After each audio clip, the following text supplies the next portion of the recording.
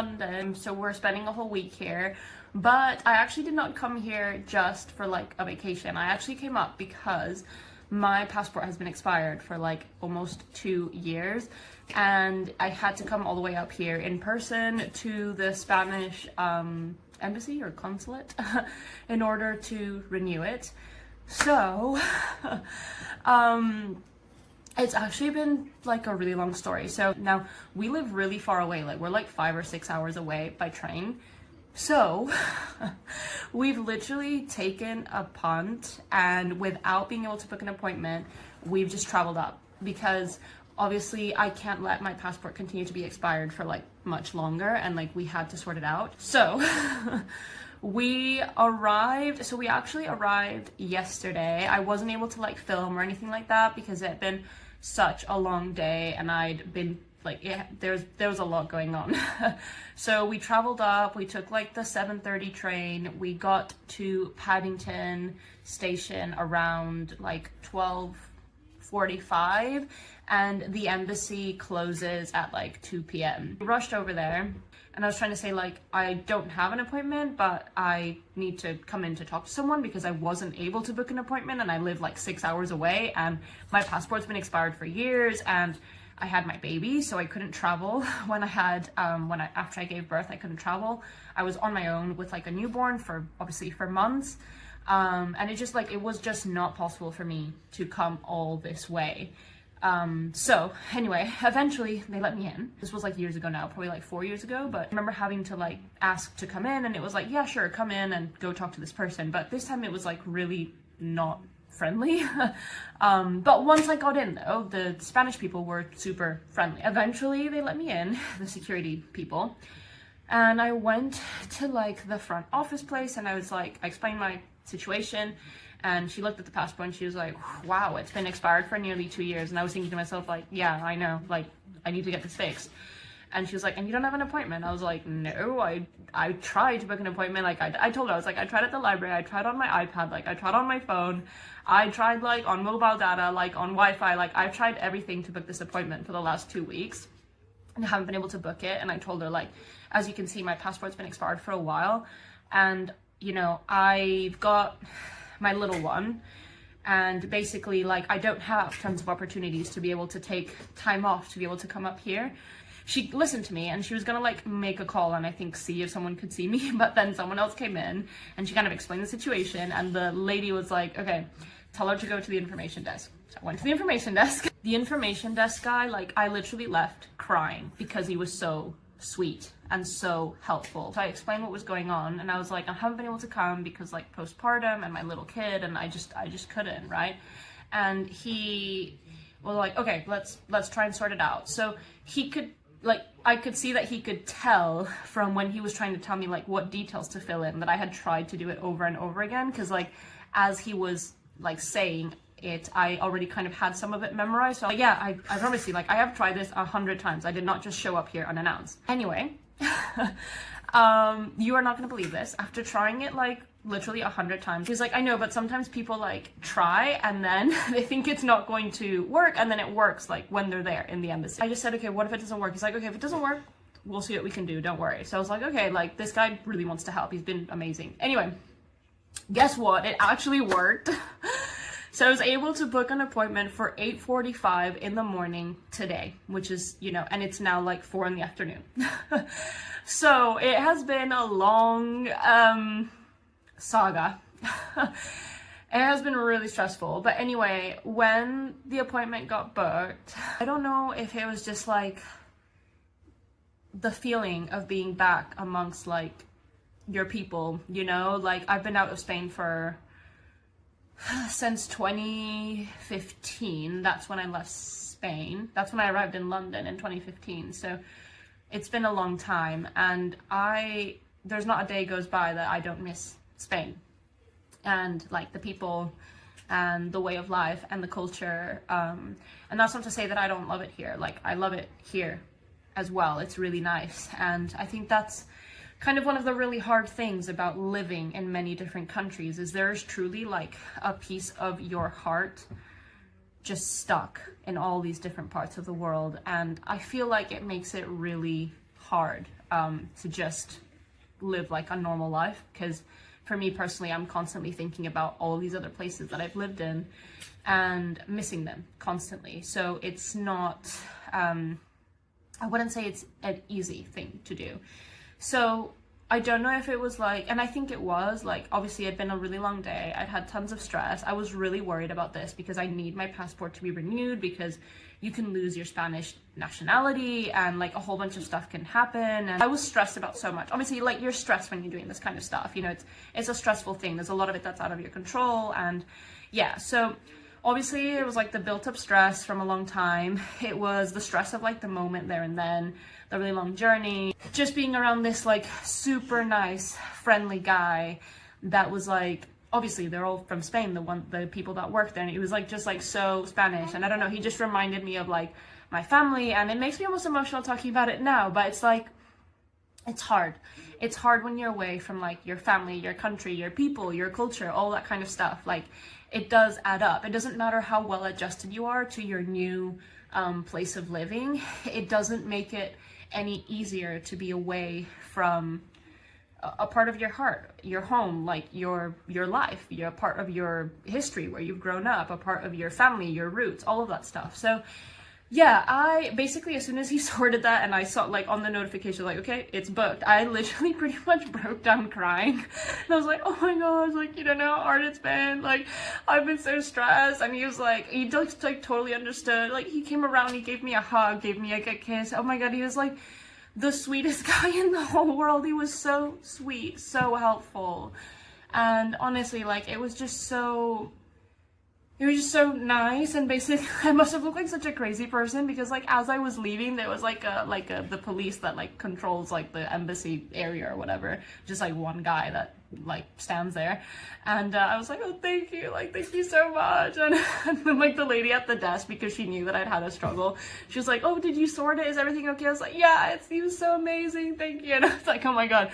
And then when I walked out, I'm like, these people are gonna think that I'm crazy. Basically tomorrow I'm gonna show up and they're like, my god, it's that annoying girl that was like crying, basically. But like I'm saying, it was like a mixture of so much stuff, the stress, everything, as well as like homesickness, like pure homesickness, being around a person like that just so much reminds me of my youth, my childhood, my family, my home.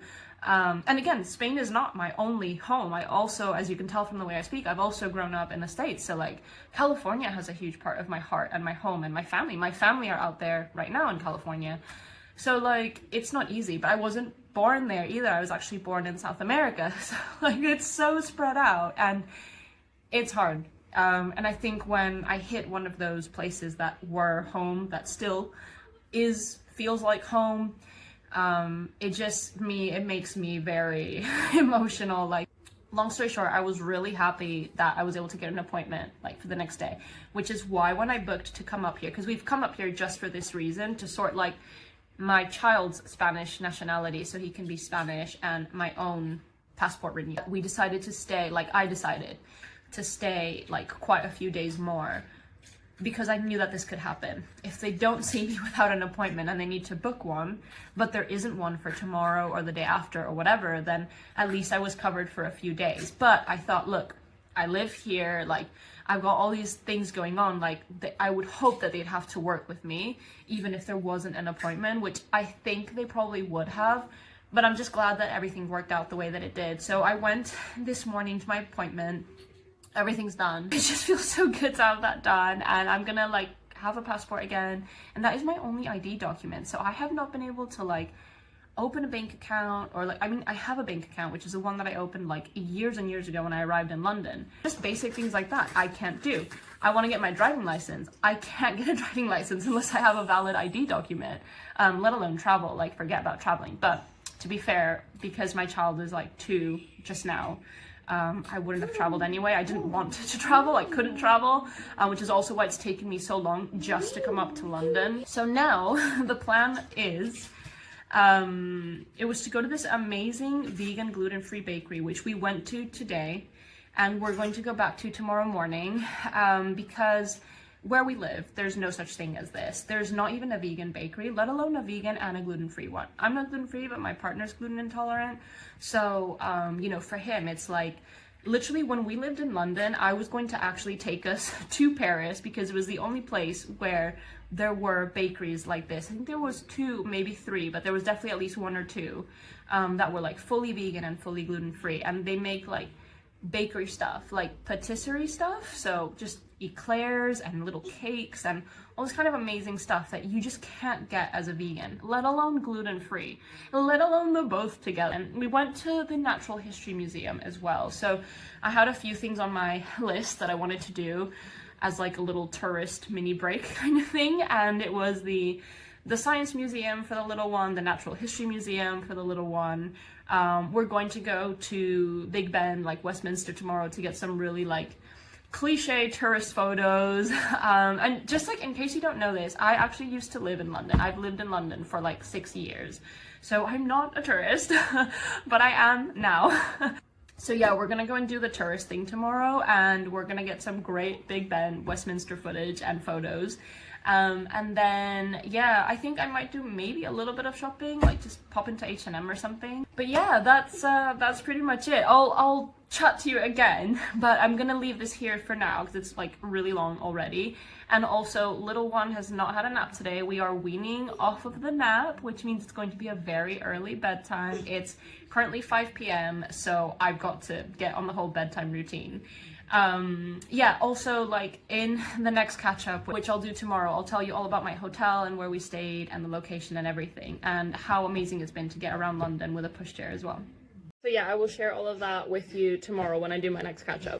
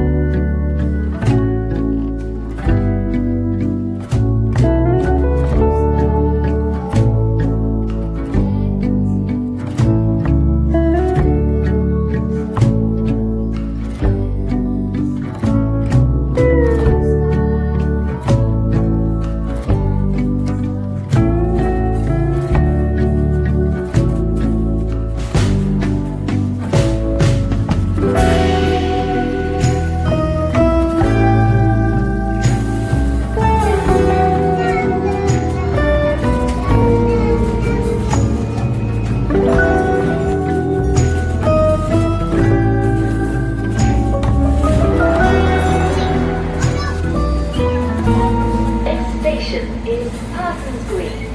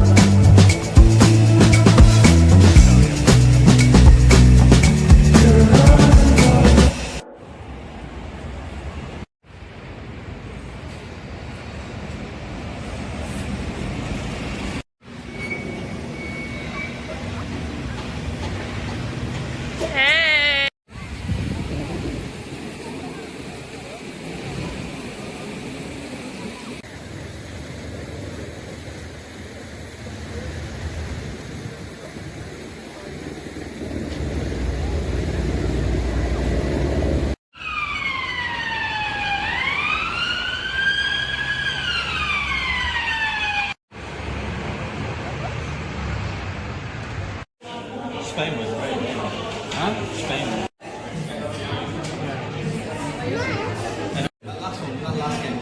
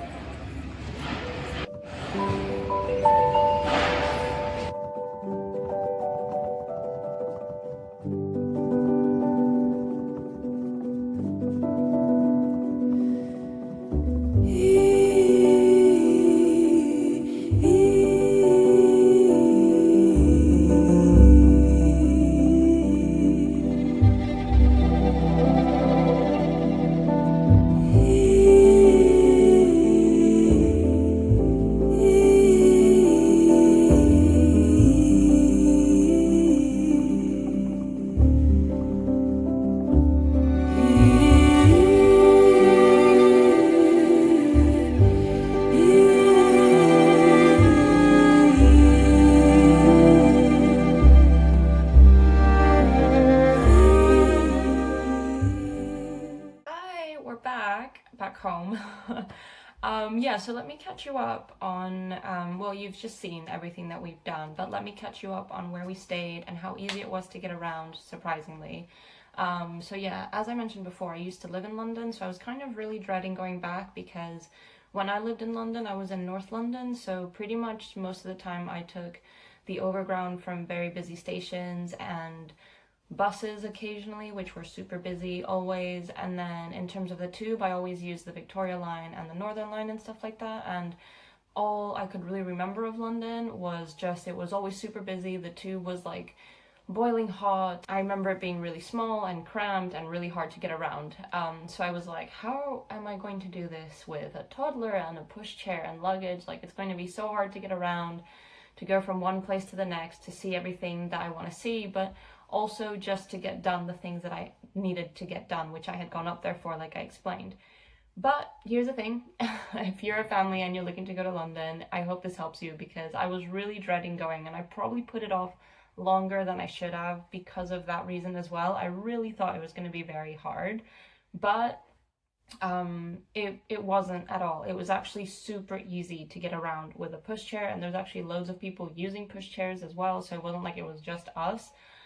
Because like I said, when I was living there, what I remember, like being on the Victoria line and stuff, it was like jam-packed, and I don't remember there ever being anyone with a pushchair on there. And so I think it was just a very different way of life. I was just in a different part of London, and I was on one of the most kind of like intense tube journeys every day. So this time it was really eye-opening. So even though I lived in London for quite a while, I never really took like the District line and the Circle line and stuff. I had no real kind of use for it, because I would either get around on the overground, or I would walk most places if I got out at, say, Piccadilly, which is like, I worked on Regent Street for a while, so I would just get out at Piccadilly Circus and pretty much just walk from there. But obviously now, being a lot more tired, being a mom, having a pushchair, having a toddler, that kind of stuff just isn't practical. Taking the Piccadilly line, like taking those kind of tubes, just like, it was really off-putting. But yeah, like I'm saying, so I never really took the District line and that kind of stuff. And I learned that obviously you can get around super well by using the District line, which is really amazing. So if you're a family and you're looking to go to London, or you would like a very relaxed London experience and you're going on your own, it doesn't matter how you want to go. But if you don't want to deal with rush hour, a packed tube, boiling temperatures, like basically all the stuff about London that would probably put you off because you think like, oh, I can't deal with that, it looks like it's going to be a lot to cope with. Guess what? It's actually not that bad. It's really manageable. So we stayed in Wimbledon. We just stayed at a travel lodge because it was the most affordable thing. I kind of booked the hotel a couple of days before leaving, because originally we were going to stay with one of my close friends. But then once I thought about it, I realized I can't, like, because you have like your routines and your needs as a family, I was like, okay, you can't really stay like with a friend when you're a family, you know, like you really need your own space. Like your toddler might be up early or up in the night, or you might go to bed really early. So it's just not really, it doesn't really work well to stay with friends. So because of that reason, I kind of realized that really late, and I booked the hotel really late. But even like that, it was a total of £235, so £235 for the 3 nights. So we had 4 days and 3 nights, and like I said, it was just a travel lodge. It wasn't the most fancy hotel in the world or anything like that. I've stayed in far better hotels, but it was fine. It was really good. The room was really big. It had 2 single beds and a massive king size bed, so it was really comfortable. Like easily a family of 4 could be comfortable in that room.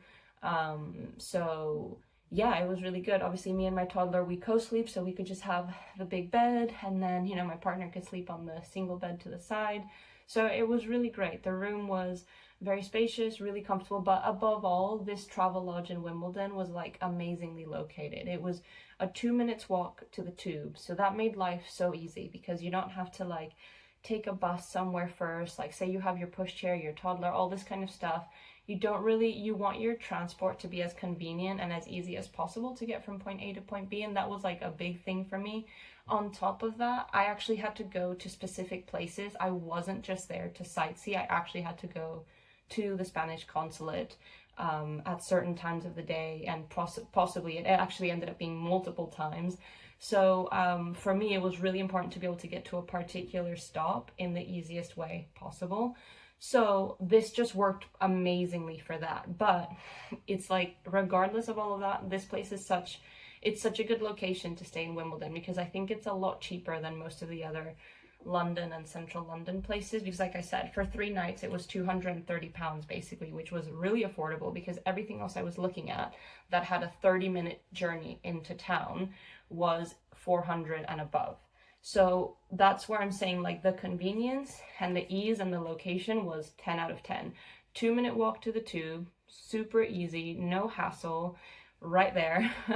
And then like you just get on one train, you just get on the district line and you go straight into wherever you want to go. You can go to Embankment, you could go to Westminster, you could go and obviously if you get off at Embankment, you could just walk around and pretty much go anywhere from there because you're in the middle of London then, so you can just walk up to Leicester Square. Like everything's so central, so you can just take one tube straight in, no changes, no hassles, no going on the Victoria line, nothing like that. So it was so simple, it's so easy. I couldn't recommend it enough. Not the hotel, I'm not saying you have to stay at this hotel, but what I'm saying is like I couldn't recommend the location. Like being positioned so close to a district line tube is amazing, I thought, for getting around London, especially as a family, especially with pushchair, with anything like that. Or like I'm saying, even if you're not a family, even if you're just the kind of person that would struggle with those really confined, very cramped, very jam-packed tubes, don't worry, you can still get around London in a really nice way without having to put yourself through that, and you can still see everything, which is exactly what we did. So yeah, that's where we stayed, that's how much we paid. It was really affordable in my opinion, like I said, because I booked it really like on the spot. And my only critique would be, of course, as always, like travel lodges are not the cleanest. Like it wasn't like obviously dirty, like when you walk in and you're like, oh my gosh, it's gross or it smells bad or something, but it's like after a little while of being there, I noticed like, oh my gosh, it's dirty there, it's dirty there. It's the kind of place where like I would not shower without my flip-flops on, you know? So and I wouldn't even walk in the room barefoot really, because it's just I am very much a stickler for cleanliness and stuff like that, but yeah, I couldn't rate it for cleanliness. I wouldn't say, oh, it was amazing, like super clean. Like it was fine, it was a cleanish enough, but it wasn't. So that's like the drawback. So if that's a huge thing for you, then yeah, maybe pay a lot more money to be just as central, because again, the point was like this was really central, so this was so easy to get into town. It was like 20 minutes, 30 minutes, which is like unheard of. Like I'm saying, like when I lived in London, I would pretty much travel an hour every time, each way at least, just to get around. And that kind of is the case for most of the time if you live in London. You're not usually like 20 minutes away, right on the side of a tube that you just walk out of your door and you're at the tube. Like the location was extraordinarily convenient and perfect, so I can't fault it for that. Also, aside from being right next to the tube and having the easiest access into town, also the district line is air conditioned, so if you suffer with heat and, like I said, cramped and all that kind of stuff, it's air conned. So it's really like I think it's the best tube line. Like I said, if you're with a family or you're the kind of person that prefers a more spacious area to get around, definitely just use the district line to get around. And I was really surprised, really impressed. I was so impressed with how easy it was to get around London using just the district line. I got everywhere I needed to super quickly. And again, in an air-conned tube, you could barely even call it that. It felt like I was on like an air-conned overground train or something. So yeah, it was amazing.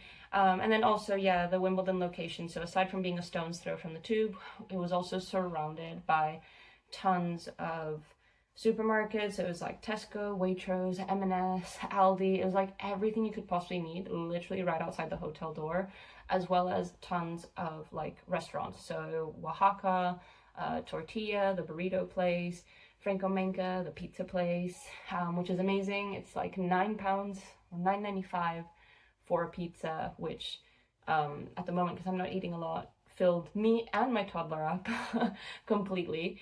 So yeah, there's so many restaurants. There's like anything that you could need is right outside the hotel door. So you can just pack what you need for like your journey into London, and then say you're staying in an area like in that same Wimbledon area.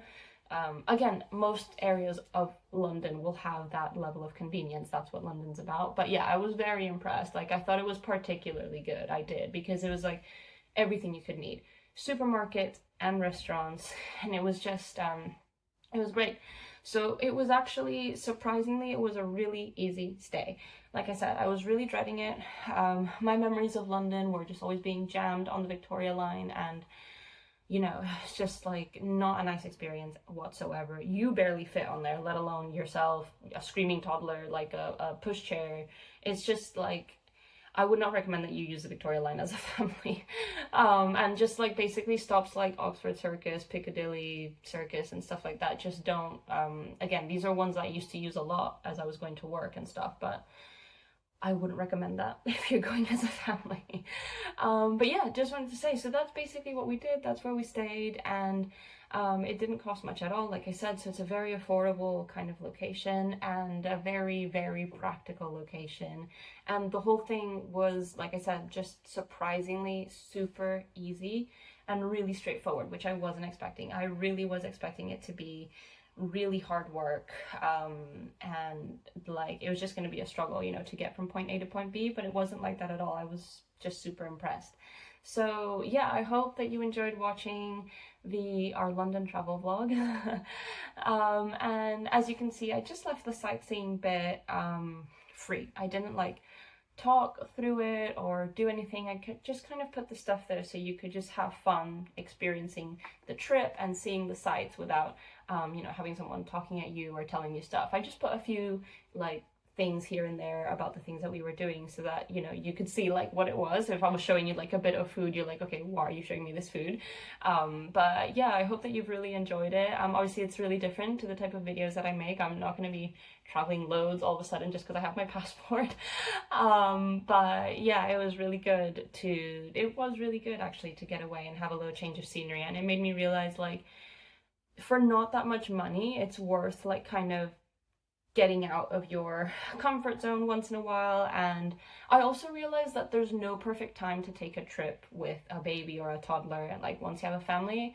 Another reason that I put off going was because I was like, oh, you know, he's taking 3 naps right now, and like how am I gonna nap him on the tube? Of course, little did I know I could go on an air-conditioned district line full of space where the pushchair would fit and he would sleep. So he did in fact actually nap on the tube. But yeah, again, it's just like sometimes you might talk yourself out of something because you're just thinking of like all the negatives, and you're like, how am I going to do this? How am I going to do that? But yeah, I learned there's really no perfect time to go as a family somewhere. There's no perfect time to travel. Like you're always going to have whatever it is that you're dealing with your children, whatever stage they're at, that's still going to be there, but surprisingly it ends up being more manageable than you realize. Routines kind of just fall back in place and things just kind of gel together, and you know, kids are really good at adapting. So yeah, one thing I would, you know, suggest, even though you probably already know this if you're a mom, is definitely take some familiar stuff for your kids, like if they're going on, like if you guys are going somewhere. Like I found that it was really helpful to have some of his like cars with him and things like that. And it made me realize, oh, like next time I might bring like a plushie or something as well, just so that they have that familiarity. Because when we did get to the hotel and we were settling down, like, okay, we're gonna actually stay here to sleep, he was a bit like, oh no, I want to go home. Like, I don't want to actually sleep here. Like, it's been fun, but where's my home? So yeah, that was something that I learned. It was like, I knew that might be a thing, but I was like, oh, I'm sure he'll be fine because he seems to be so adaptable. But yeah, like just in case if that helps anyone. So yeah, so if you're wondering like, oh, you know, I can't really get away now's not the right time, like, or it's going to be really expensive or blah, blah, it's actually quite manageable, especially if you book in advance. It's not too bad. The train fares are really good, especially if you get like a family rail card. There's like a family rail card, and then your kid gets their own seat and stuff like that. So yeah, there's a lot of ways that you can actually get around the UK quite nicely as a family, without having to fly, because that's one of my main things. Is I've done a lot of flying in my life and I've never really liked it, and I really don't like it now. So if I can avoid it, I try to just always travel by train. That's my favorite way, or by car. Those are my 2 favorite ways to travel. So yeah, I hope that you've enjoyed watching and had a nice break from all the countryside scenery that I usually share. Just very much city scenery this time. But yeah, I will see you in the next video. I hope that you're having a really nice weekend. Sorry that this is obviously a bit late, but there's been so much going on, like getting back home. The journey back was really intense. I'm not even going to go into it. But yeah, so sorry that it's a bit late, but yeah, hope that you enjoy it, and I'll see you in the next video.